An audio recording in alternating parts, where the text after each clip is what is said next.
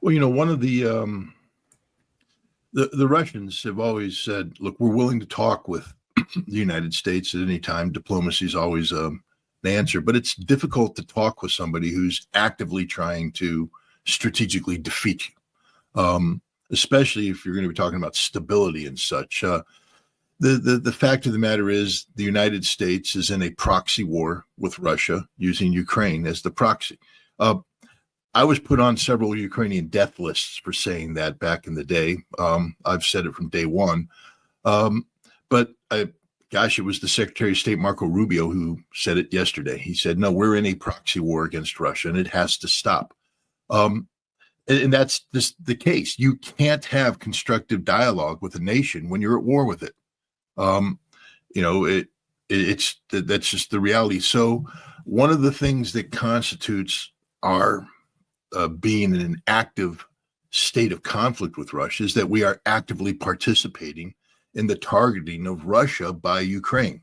And we do that not only by the provision of weapons, but by these weapons, as Vladimir Putin has said several times, these weapons don't do what they're supposed to do without American intelligence.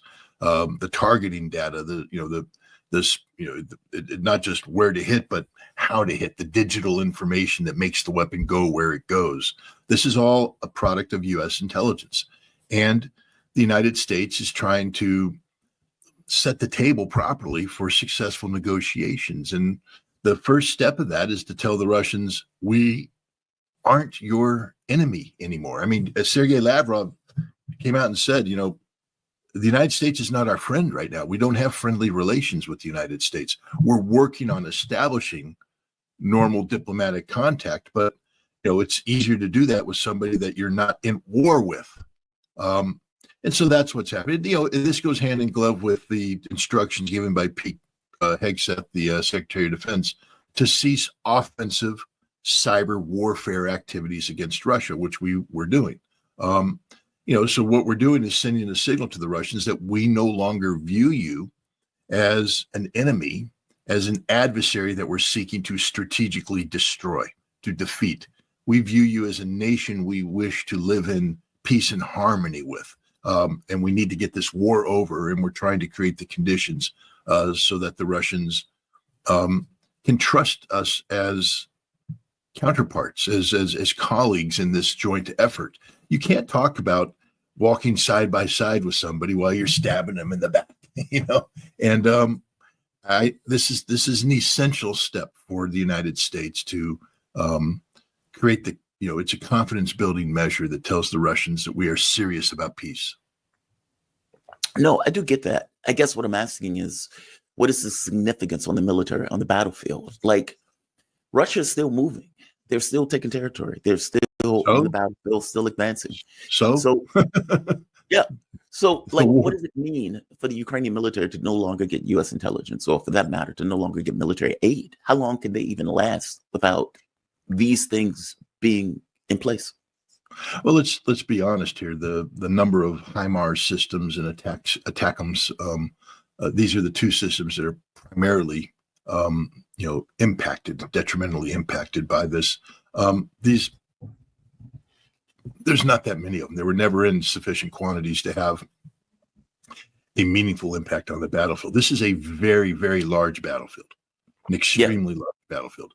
And on the occasions when HIMARS were used, yes, you had a momentary tactical advantage for the Ukrainians, where they were able to fire, HIMARS with cluster munitions that killed, 34 Russians.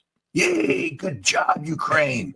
And then the Russians kept advancing because it's war, and you lose people in war.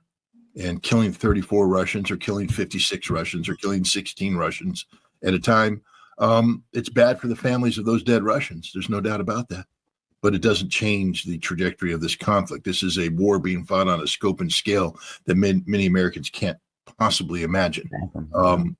And for every HIMARS attack, there's a Russian, guided bomb attack, or their own multiple launch rocket systems, or their artillery that's killing thousands of Ukrainians. The death exchange is not equal between the two parties, and Russia continues to. So this is more of a psychological thing for the Ukrainians than actually, the death knell. Don't expect the Ukrainian military to fold overnight because they've lost the only thing that allows them to resist. The most effective weapon that the Ukrainians have is the drone, and these drones are made by the Ukrainians using tactics developed by the Ukrainians. So they don't lose that. Their long-range drone strike capability is impacted because the intelligence that was used to not necessarily find the target. Anybody can find the target. It's how you get to the target, the path you take. You have to weave your way through Russian air defense systems that are constantly moving. And so the U.S. was providing real-time intelligence to the Ukrainians that enabled these drones to penetrate Russian air defense and strike these oil refineries deep inside Russia. That is not going to be happening. The queuing that the Ukrainians would get with their air defense, for instance, the Patriot, in an ideal situation, the Patriot's pinging 24/7 with its radar so that when you fire something, the radar picks it up and you get the maximum efficient intercept, solution. But the problem is if you're pinging with your radar, then the anti-radiation weapons that the Russians have come flying in and blow up the radar, and that's it. So what's happened is there's an arrangement made, not just with the Patriot, but with all air defense, where the air defense is in dormant status. And then the United States superimposes with its intelligence the ability to detect Russian launches and provide early warning about the location of the launch, the direction that the weapons coming in, so that the Ukrainians can vector their air defense, prepare, and as the weapon enters, intercept, umbrella or a window of opportunity for intercept, they can throw out their radar, grab the weapon, the weapon, fire the missiles, and then shut down the radar, and then move the radar so that the Russians can't destroy the radar. That doesn't happen now because we've taken away that intelligence. And that means that either the Ukrainian air defense are going to stay in dormant status and not have any chance whatsoever, or they're going to have to become more aggressive with the use of their own radars, which opens up a window of vulnerability for their destruction. So it's a bad thing for Ukrainian air defense. And the same thing holds with their Air Force. The whole F-16 program is predicated on the F-16s getting guidance and direction from the United States, equivalent to, for instance, when our aircraft go up in the air, we have an AWACS aircraft, airborne warning and control aircraft, that big airplane with the big dome on top that's spinning around, and it's collecting all the intelligence and shooting that to the fighters so they have total battlefield awareness of what the enemy's doing. But if you shut down that AWACS, the plane goes blind, and it's a much more difficult fight. For the Ukrainians, for them getting up, they have the equivalent of AWACS with the American intelligence that's in consolidated, and there's communication and all that. That's done. So now the F-16s that the Ukrainians have are going to be flying blind when they take off. Not a good situation. So overall, this is not a good thing for the Ukrainians. The U.S. provided weaponry that whose effective use is contingent upon the provision of this intelligence data. Those weapons aren't going to perform as desired. Well, they also froze the weapons. So it's not just the intelligence. They also froze weapons. They froze the shipment of the weapons. Yeah. Yeah. But I mean, Ukraine still has a significant stockpile of weapons. But this is problematic for many things. For instance, any weapon system, when you use it, requires maintenance. Right. And that maintenance requires a combination of technical skill on the part of the maintainers and a stockpile of spare parts. And what you're going to see is that in those areas where the United States was providing the technical skill, that's not being provided anymore. And the stockpile of spare parts burns out very quick. And if there's nothing to replace, then what happens is all these weapons basically just ground down, become unusable, get withdrawn from the battlefield, and then you lose. So all the M1 tanks that we've provided, all the Bradley fighting vehicles, all the Strykers, all the howitzers, the HIMARS, anything that we've provided that requires maintenance. And the U.S. military uses very advanced equipment, sophisticated equipment that requires constant maintenance. To give you an example, the Stryker infantry fighting vehicle, it's it's a wheeled vehicle, and the suspension system that it has is it's a not hydraulic but pneumaticus thing, but it's constantly going up and down based upon the terrain. It has to be maintained. I mean, it's a nightmare for American soldiers in garrison, because if you don't maintain it properly, the wheels don't get the clearance, and then they puncture, and the thing doesn't work. And it's just, for American soldiers, it's just a nightmare. The Ukrainians now are responsible for that, and they have their manuals. But if you don't get those spare parts, if you don't get, and I'm talking about, there's that old say, for the one of a nail, the horseshoe came off. Then the horse wasn't available, so the rider didn't come in. The cavalry charge didn't happen, and we lost the war. So the one of a little gadget is going to prevent the striker from being maintained. So the strikers pull from the battlefield, and when you pull all 94 of them or 130 of them from the battlefield, because none of them work anymore, now you're talking about a significant depletion of capability. So this is a big deal. We're basically shutting down the Ukrainian war machine, and within a period of 2 weeks, 3 weeks, the Ukrainians won't be able to continue fighting this war. Mm-hmm. But this is more than just about HIMARS and ATACMS. This is about the whole big picture. Yeah, and I guess I don't think I've had you on ever since Zelensky's meeting with Donald Trump.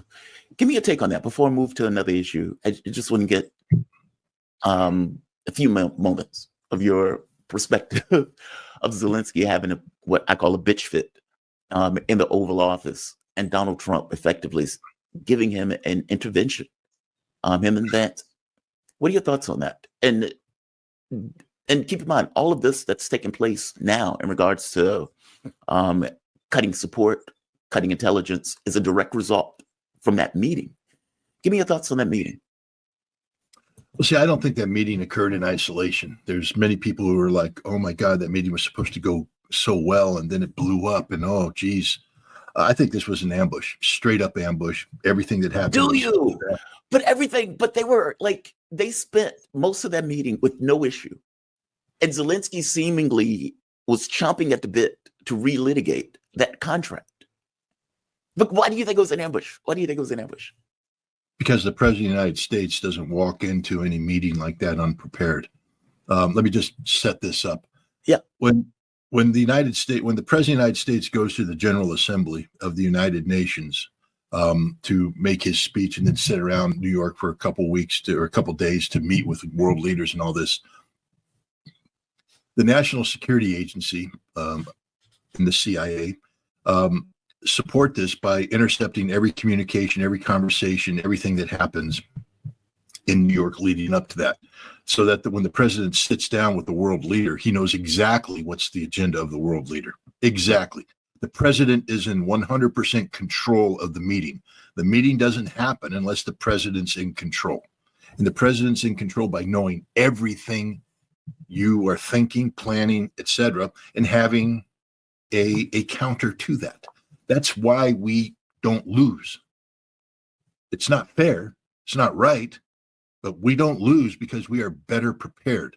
Because when we walk into a meeting, we are 100% in control of that meeting. Right. Zelensky, who campaigned actively against the president when he was candidate Trump, Zelensky, who conspired with Europe and NATO to undermine the policies of this president, Zelensky, who badmouthed the president and his policies, who lied to the president of the United States, now has a meeting with the president of the United States, and you think the president's going to go in and just say, let's just wing it? That doesn't happen. Okay, we have an agenda. Zelensky doesn't have an agenda. That's what you need to understand when you meet with the president of the United States. We have an agenda. You don't. Now, there's nations that have stature that both sides have an agenda, and there's mutual respect. I'd say when he meets with Vladimir Putin, we're not in control of that meeting. We're in control to the extent we can be. We're collecting all that intelligence on Putin, but he's collecting it all on us too, and both sides are well prepared. And there's also agreement beforehand what the agenda is, so there are no surprises. So the meeting is a carefully orchestrated, choreographed gathering. That's okay. That's one way to do this. But we're not partners with Zelensky. He's the enemy That's what you need to understand. When Zelensky came into the White House, he was the enemy of the United States, the enemy of this president. And we knew it. This is a man who doesn't want peace. This is a man who's actively conspiring with other enemies of the United States named Macron and Starmer to undermine the policies of the United States, policies which the president believes are existential in nature, because we're trying to stop a world war with Russia. And anybody who's in the way of that is actually trying to foment a world war, therefore destroy us. This is part of a broader strategy that Trump had put out there, because nothing happens in a vacuum. Zelensky isn't isolated. It's about Zelensky Europe, Zelensky NATO. It's about the whole relationship the United States has with the collective West that we've been working with to use Ukraine as a proxy against Russia. And again, as I said, Marco Rubio now has admitted we are at a proxy war with Russia, and that people on our side are in this war as well, Europe, etc. We want this war to end. They don't. So we began this process by sending Pete Hegseth to NATO and by sending J.D. Vance to Munich. And they went in there and I've written about this. I view this as, diplomatic maneuver warfare. This is ideological warfare, intellectual warfare, whatever you want to call it. But the key to this is get inside your opponent's decision-making cycle. You don't want to walk into an ambush. Pete Hegseth doesn't want to come into NATO and go, well, I'm just going to sit down and listen to what NATO has to say.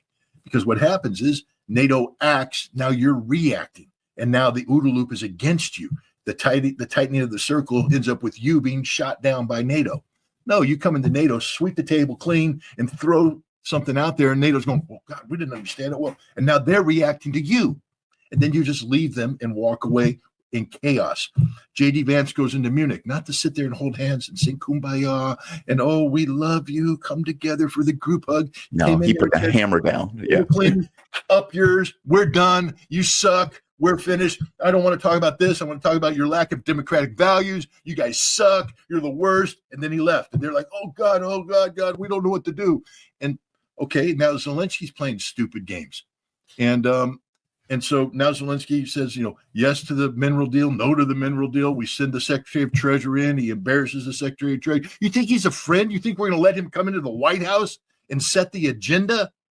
We gathered every piece of intelligence about Zelensky. We know every time he snorts cocaine, every time he passes gas, you name it, we know it. We knew he was. Think of the psychological warfare. This is a man who said right from the start, I will never wear a suit so long as Ukraine is at war, because this is a symbol of our national virility. I am a warrior leader. I am the new Churchill. I am wearing this. I will never lose it. We came and said, hey, you got to wear a suit. Imagine the psychological warfare there. What do you mean I got to wear a suit? I'm the great warrior. I have to wear green. Got to wear a suit. Well, I'm not going to wear a suit. You just set yourself up, because now what happened is, again, do you think that White House poll reporter just out of the blue said, no, don't you own a suit? That guy was a plant. Now you understand. Yeah. That guy was there, and he was going to ask that question if Zelensky didn't wear a suit. Yeah. It was set up. The whole thing was set up. Everything. They said they set up the room in the back. They knew Zelensky couldn't sign the deal because Zelensky had already signed the deal with the British. The British and Zelensky were in a panic on how do they get her through this, because they betrayed America, signed the deal, and now America's saying you got to sign a deal with us. And Zelensky's like, I can't do two things at once. What do I do? And so he's sitting there, and Trump is just sitting there bringing it on. Hey, we're just going to have this little conversation. Don't worry. Then we're going to go into the back room. And Zelensky, I don't want to go in the back room. I don't want to go in the back room. I don't want to go in the back room. And they're blah, blah, blah, blah, blah, blah, blah. And then they set this whole thing up. Zelensky said what he said. Trump brings down the hammer. And then, again, the vice president of the United States' role is never to steal the spotlight from the president. The vice president will never voluntarily interject himself in a way that makes the president look weak or inefficient. So for the vice president to speak in that form with cameras to the world, he was told what to say, when to say it.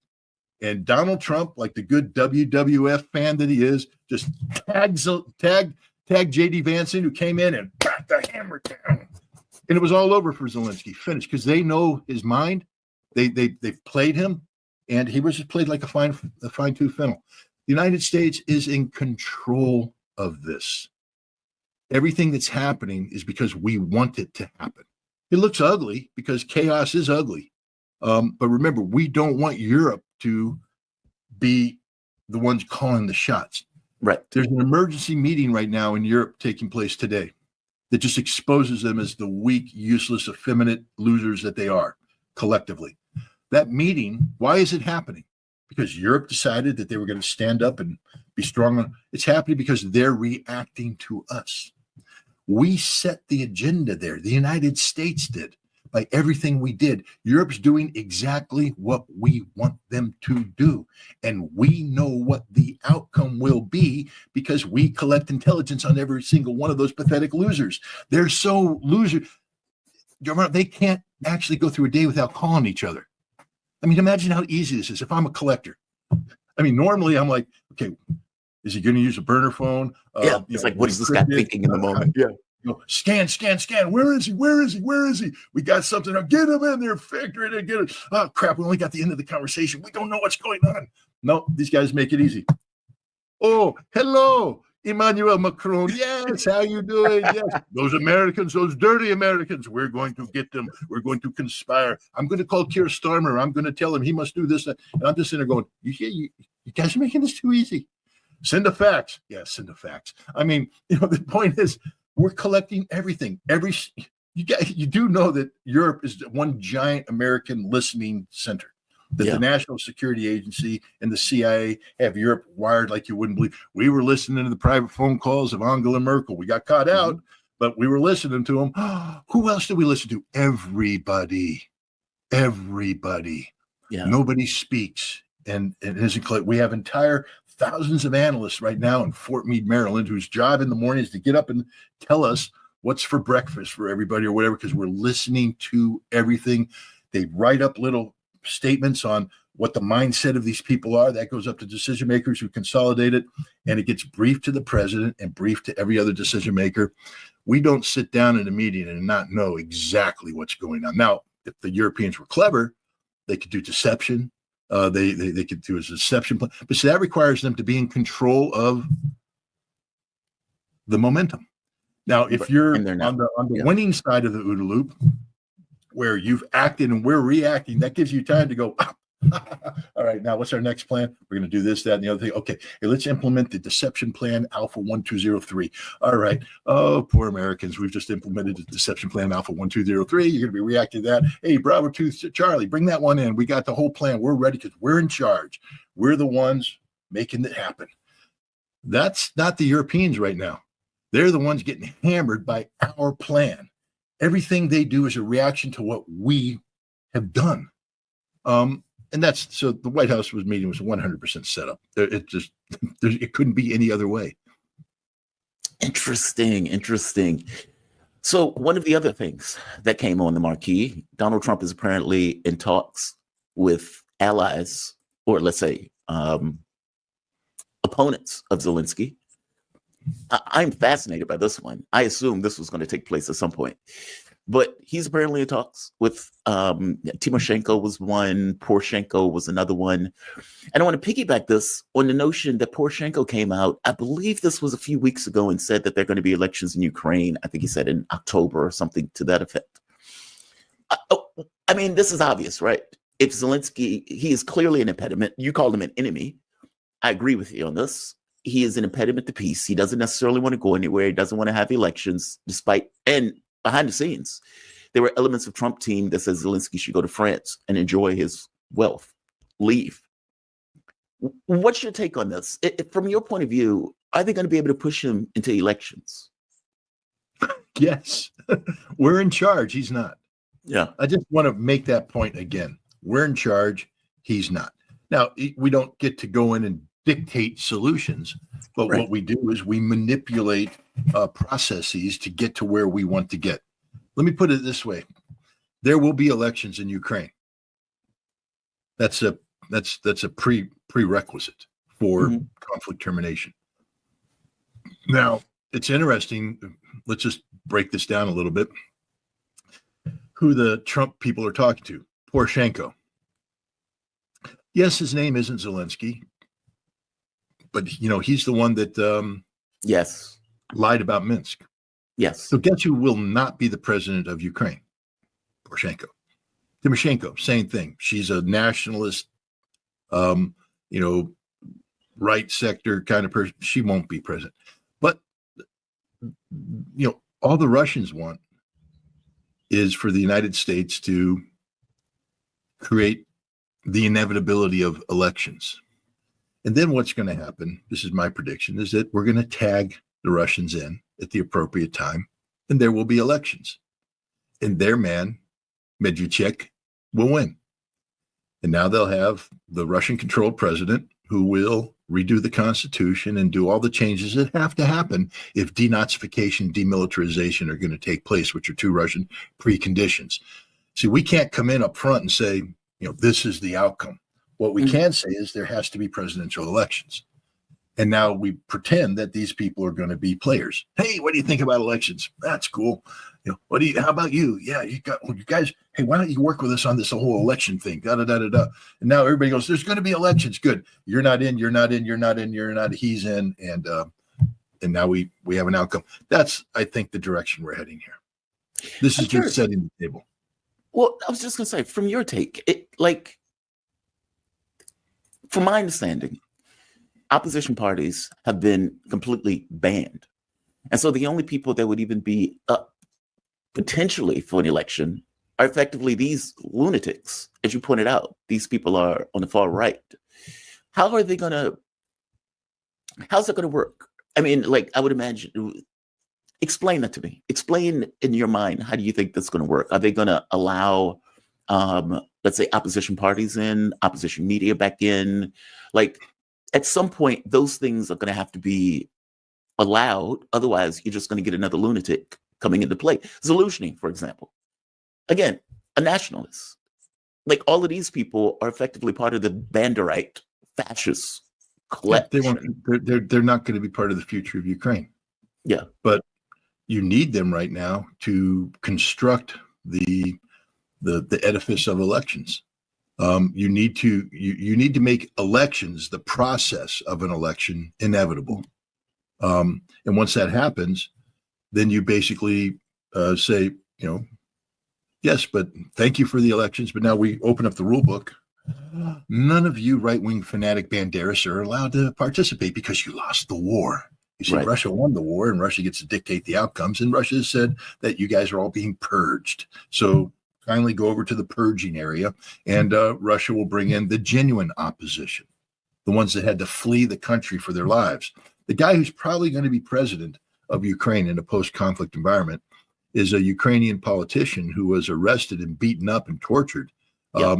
And the Russians thought so highly of this man that they exchanged Azov Nazis that they captured in Mariupol, who should have been executed for their crimes. They exchanged them for this man. This man is now in Russia being briefed. And I think you're going to see that when there are elections, this man's going to be brought in, and the elections are going to be, stacked so that, he is the candidate.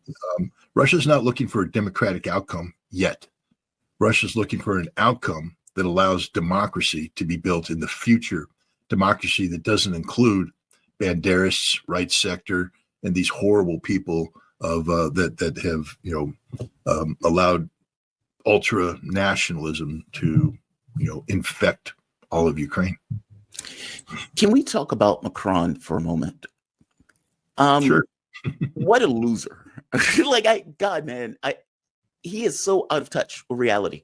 So Macron recently gave the speech to France, apparently, as if there's some significance of France. And he pointed out right here, Macron is lying here. He's lying through his teeth. But I do want to get your take on it. I think this is in French. And I welcome them. Unfortunately, this is French, but the commentary is below. But he points out effectively that the Minsk agreements, that Putin can't be trusted because Putin apparently blew off the Minsk agreements. That is mind-blowing for a French leader to say that. Give me your take on that. Because even Sanders and many other people in the U.S. come up with this construction that, Putin can't be trusted because he blew off agreements and he went in against all of these Minsk 1 and 2 agreements. Go into that for me. Explain that. I've pointed out on my show before, but you probably can give a better explanation than I can. Well, first of all, Putin's the only one that wanted apparently Minsk to work. Yes. It wasn't Putin that backed away. We know that Macron's predecessor, Francois Hollande, the president of France, has admitted that Minsk was a sham, that it was never meant, that the West, France, Germany, and Ukraine, never intended Minsk to be implemented, that it was always designed as a vehicle to buy time so that NATO could build up a Ukrainian army capable of recapturing the Donbass. And it was this rebuilt American, gave us time to arm ourselves. I mean, good Lord. It's straight there. I mean, there's no debating here. This isn't a matter of, interpretation. They've just straight up and said, no, Minsk was just there to buy time. The Ukrainian army was surrounded by the Russians in a village. I'll butcher it. Begins with a D, Debaltseve or something of that nature. They were surrounded. It was a smaller army at the time. And the Russians you could have gone in and killed several thousand of them and ended the Ukrainian military right there. And the Ukrainians turned to the French and the Germans and said, please intervene, get Putin to not pull the trigger. And so they went and they said, come on, man, let's be about peace. Putin's like, these guys started the fight and they were raping these Russians and murdering these Russians. And they, these are the same people that kicked 40 some odd Russians out of a burning building and killed them. And they're not good people. We sort of like to finish the job here. They're like, no, give peace a chance. All we are saying is give peace a chance. And Putin went, yeah, nice song. Okay. I'll do this. I'll give peace a chance. And so he did it. And then for the next 8 years, Putin kept going, what about that peace thing? What about that peace thing? Peace, give peace a chance. All we are saying, kumbaya. And, we'll do that. It's complicated. You're not actually playing right. No, we're playing fair. The rules are constitutional changes. We respect borders. No, we got it. We were there when it was written. We understand what's supposed to happen here.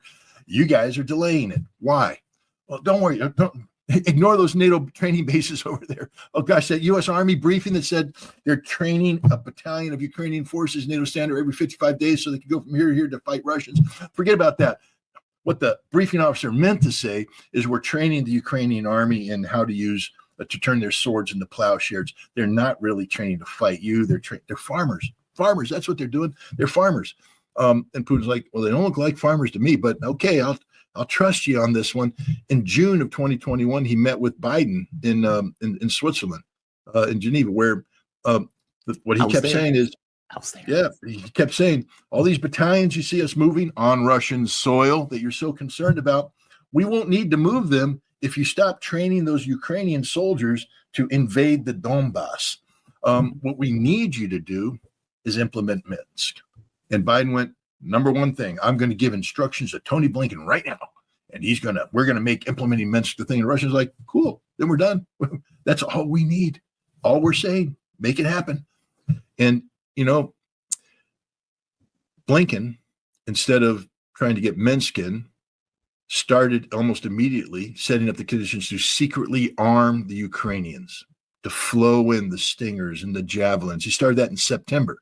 And the Russians are sitting there negotiating with the French and the Germans going, hey, you get that call from Tony yet? Tony said he's going to call you. Get that call yet? No, we're still. And the Russians are going, well, wait a minute. Tony's over here giving weapons to the Ukrainians. What's going on here? And in October, they confronted the Germans and the French about that. They said, okay, we see what's happening here. Last chance. Do you or do you not want to implement Minsk? Straight up. And the French and the Germans said, no. So Macron's a lying sack of crap, because now this isn't Francois Hollande saying, we're right. This is Macron straight up saying, Macron, do not want to implement Minsk. Yeah. Macron's a liar. And the Russians went, good. But, because the Russians don't want war, they went, well, without Minsk, we don't have a framework to work upon here. We need a new framework. So they wrote a draft treaty. And they gave one to NATO and they gave one to the United States, said, new European security framework. We don't want war. What we want is an agreement that you guys will keep. So here it is, a treaty. We understand you might have problems here. Let's talk about it. Let's sit down and have real meaningful discussions. But it can't drag out forever, because we know, Tony, you were in You're handing weapons out to Ukrainians because you want to invade the Donbass in March. We know this. We see it happening. Please sit down, talk to us, stop this nonsense, or else we have no choice. And we ignored them, dismissed it. Ukrainian troops started to mass in February. 60,000 started massing opposite of Donetsk. And the Russians went, hey, you asked for it, you got it. Special military operation. But it didn't happen because Russia can't be trusted. Right. It happened because France can't be trusted. France is the liar. France is the evil partner here. And Macron has just proven that by trying to reinvent history and put the Russians as the bad guys. No, France is the problem, not Russia. Last question before I let you go.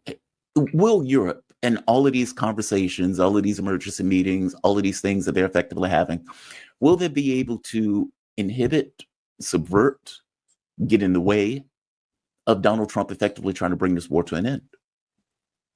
No, they're going to advance Donald Trump's cause by their own inadequacies and incompetence, and the fact that there is no such thing as Europe. I mean, even before this meeting happened, what are the big three economies in Europe that have to work together if they're going to succeed? Forget the British; Germany, they're not France, part of Europe. Italy. Remember Brexit? It's France, Germany, Italy. Yeah. All right. So you got the Germans saying no German troops.